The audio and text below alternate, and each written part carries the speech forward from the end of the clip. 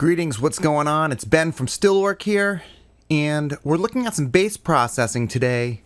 And this came in from my buddy Ty, whose album we tracked last year. This is a song from Titlefall, and what we're taking a look at is some basic bass processing. And the question that he had is, what are some tricks and tips to just seat the bass into the song rather simply? So what I'm going to do is just take a look at the processing that I did on the track and look at a couple of different alternatives. Here we are in a heavy metal context. Let's take a look at the song.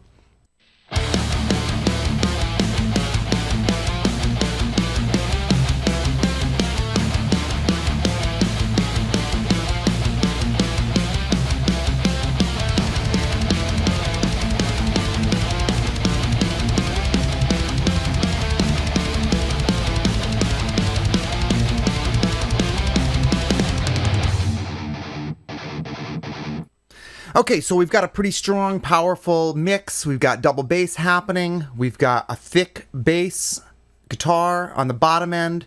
And we've got some nice, heavy 5150 style electric guitars left and right.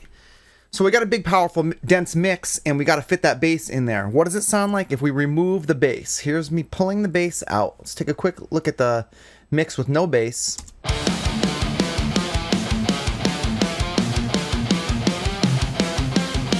Okay, so you can hear that the bass is covering a lot of that low and low mid and really making the song powerful and thick. Let's take a look at the bass processing, and I'll take you through what I normally do when I'm throwing together a bass track in a mix. All right, here's our bass guitar sound. Let's take the processing off and see what we've got. This is the DI track here.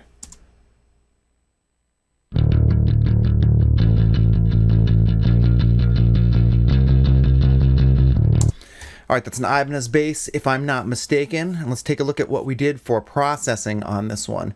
For tone shaping, I'm using Sphere Pro from Audified. Looks like I've got pretty much across the top here, I'm using the 50% for the tone sounds, and I'm using cab A and amp 1. We're active. There's a little bit of a gate on there. Cabinet modeling is active. Let's take a listen to what that sounds like.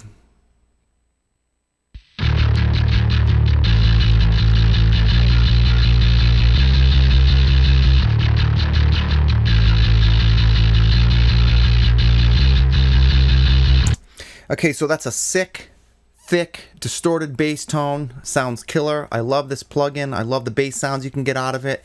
It's a really quick one fix. Throw it on a track, screw around with your amps and cabs, blend in the tone spot processing. That's your EQ curves and some enhancement in there. You can blend in the distortion, add the gain and stuff there. Really killer bass plugin. There's another one that's a little more focused on rock tones that I also use quite a bit. So this is what we got for the bass tone on this track. I'm going to follow the tone shaping with a standard LA2A style compression. This is a nice, easy, non-pumping way to mix your bass tones in and get a lot of control with a lot of reduction happening and not have to do a lot of work. Take a listen to that.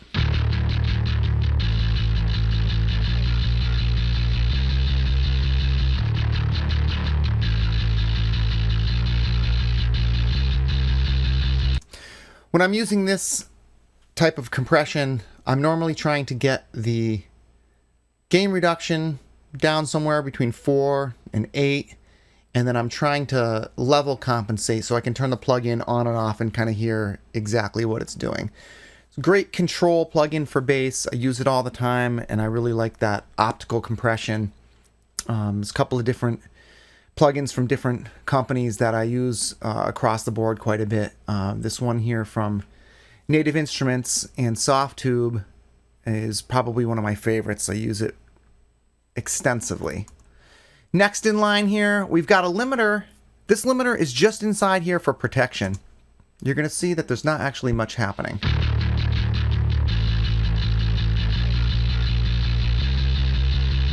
And this is in there just in case there's any kind of popping, thumping, anything with the bass guitar that might really jump out and hurt subsequent processing. So this is just kind of like a brick wall protection.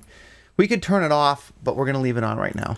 Next in line, we've got this fantastic plugin called Spectre, which I also use quite a bit. We've got de-emphasis enabled, which means that what we're doing with this plugin is essentially just adding in the different styles of saturation inside specific frequency bands. So here we are in our low region, and we're adding more distortion. And here we are in our upper region adding a little bit more distortion. So if we've got this cranking distorted bass tone, why do we need more distortion in these certain bands? Well, what's happening with this Sphere bass plugin is that the distortion's happening more on the top end. It's keeping the bottom end kind of clean. And the saturation that we're using here down on the bottom end is more of a audibility type of saturation, not a distortion.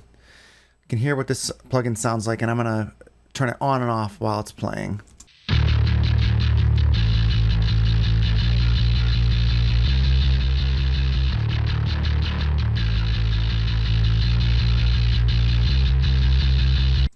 So if you can hear that in there, you're hearing size being added. We're not actually adding volume. These EQ bands are not boosting level. They're just boosting the saturated parallel processing.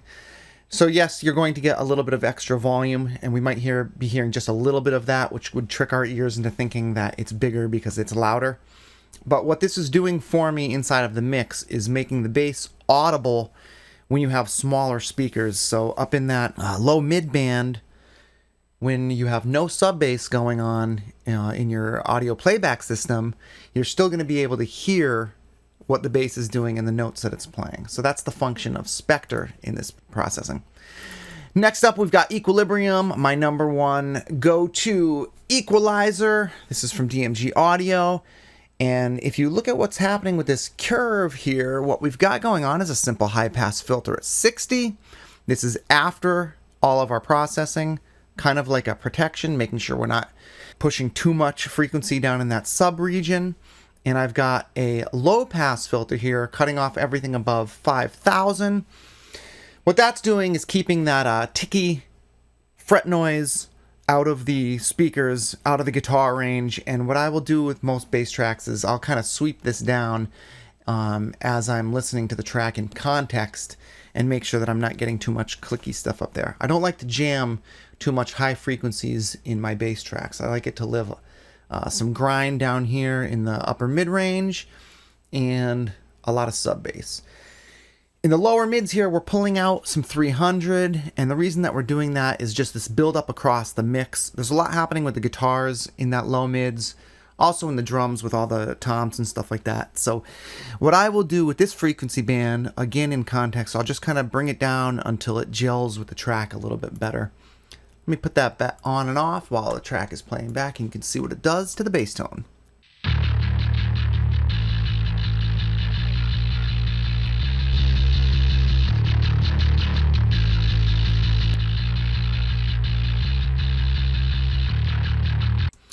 So that inside the mix, it's not level compensated that good right here. I could raise this up a little bit so that when we turn it on and off, we don't hear the difference in volume so much as the frequency difference.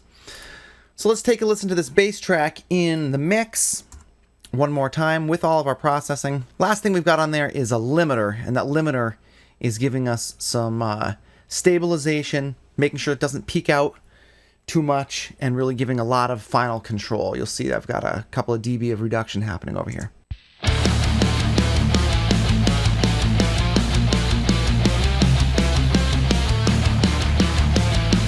Okay, now how are we going to mix this in? What I'm going to generally do is get my static mix happening, get to a section of the song where there's a good enough thing happening, like a chorus or something, and then I'm just going to kind of fade up the bass until it seats very nicely for me.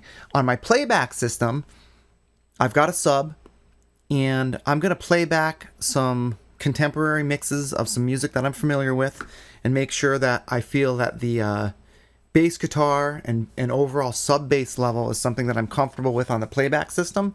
I'll usually listen to a couple of songs and stuff before I jump into a mixing session and just make sure I'm kind of recalibrated so I know where I feel the bass should sit in the mix. And then I'm just going to fade it up till I feel it's comfortable.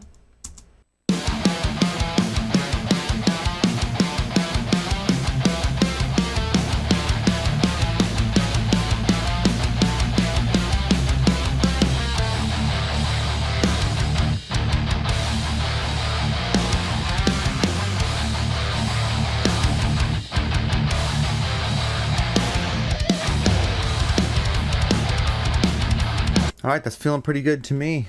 Around -4 on the fader here. And then we can look at a couple of other approaches to bass over on these tracks here. When I was setting up this mix and listening to some different stuff, I would grab just some of the conventional things that I thought might work. Here's an example of a Parallax bass track. Parallax is a fantastic plugin from Neural DSP. And let's take a listen to that tone.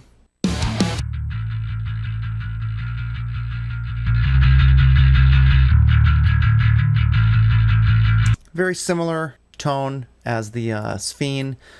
Very grindy, nice metal tone. A little too much top end for me. I'm following that with an optical compressor, just like I was mentioning before. This is something I normally would do. This is one from Brainworks and Plugin Alliance. You can see we got some reduction happening here.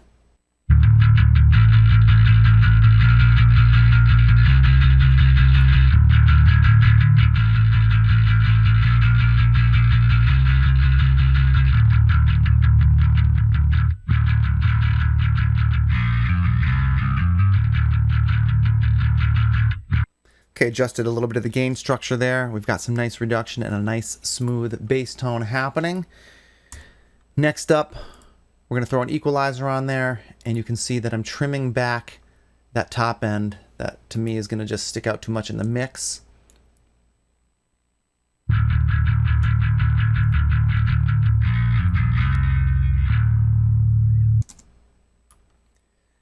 Next up, we're going to follow with a limiter.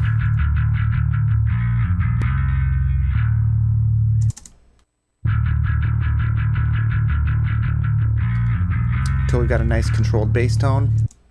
Then we're going to fade that up in the mix. Let's see what we got.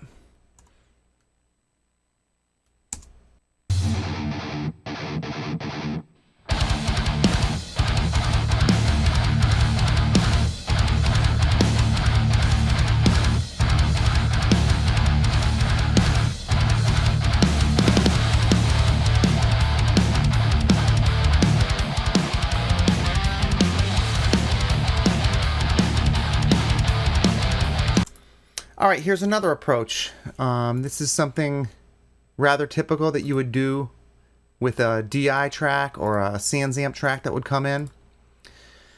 Here I've got a pre-shape EQ, kind of doing something similar to what I would expect to come out of an amp. You know, a little bit of bass, a little bit of upper mids, dropping that mid-range frequency that can conflict with the rest of the mix.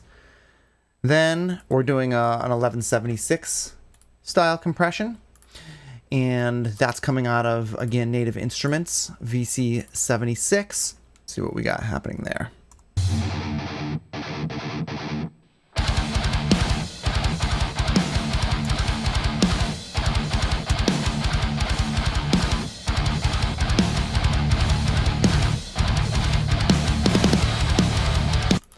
Then we're going to throw the optical compression coming after that.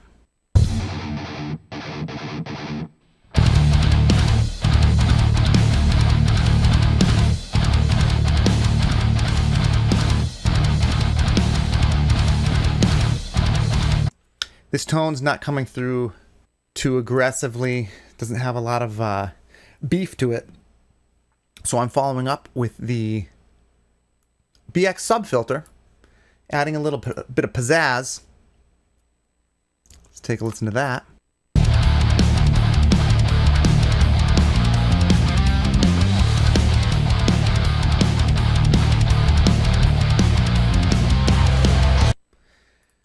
Putting on a post EQ there, trimming off that sub bass just like we did before. That's at 60. And then we're throwing the limiter on the end and then mixing it into the track to taste. Let's take a listen.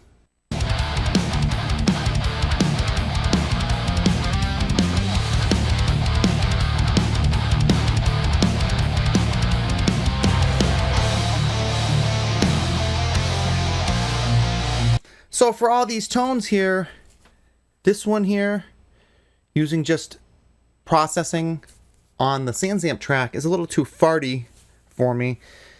The Parallax, which is a great go-to for metal, is just a little too clanky in this context. So for me, using this Sphene plugin for the tone, general tone shaping, a really aggressive bass tone there, and the processing that I did after it really makes it settle into the mix really nice and thick and clean. Let's take a listen to the ride out of the tune here. Thanks for watching.